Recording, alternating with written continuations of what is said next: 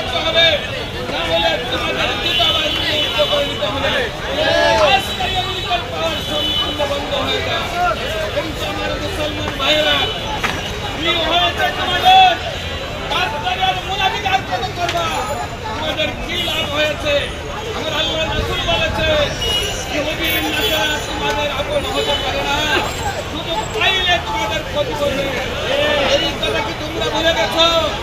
যদি নামাজ পড়ো, রোজা রাখো, হজ করো, জাকাত করো, মুসলমান হিসেবে দাবি করো, তোমাকে ওই বিশ্বাস রাখতে হবে আল্লাহ রাসূল যা বলেছেন তা মিথ্যা হতে পারে না, মিথ্যা হতে পারে না, মিথ্যা হতে পারে না।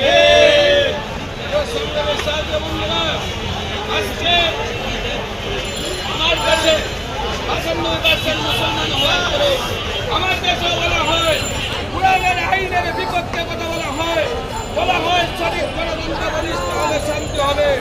আরে ভাই, গণতন্ত্র তো সারা পৃথিবীতে সুদের আইনকে প্রতিষ্ঠা করেছে।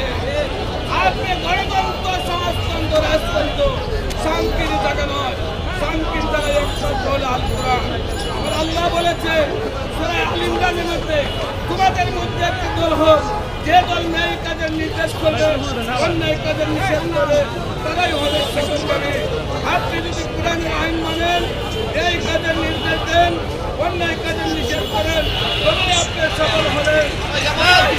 সারা বিশ্বের মুসলমানকে বলবো, গণতন্ত্র সমাজতন্ত্র কায়েম না করে, তাদের পিছনে আপনার না ঘুরে কোরআনের পক্ষে কাজ করে আজকে ইরানের কাছে দাঁড়িয়ে যান।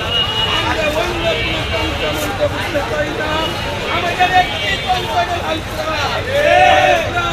আল কোরআন সবাইকে ইসরায়েলের বিপক্ষে, আমেরিকার বিপক্ষে, ইরানের পক্ষে সকল মুসলমানকে ঐক্য হওয়ার আহ্বান জানিয়ে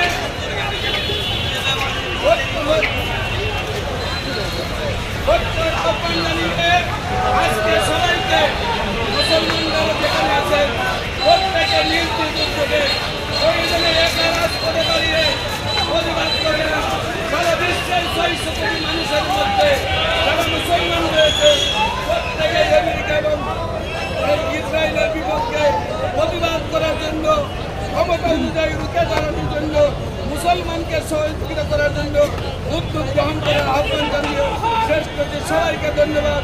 আসসালামু আলাইকুম।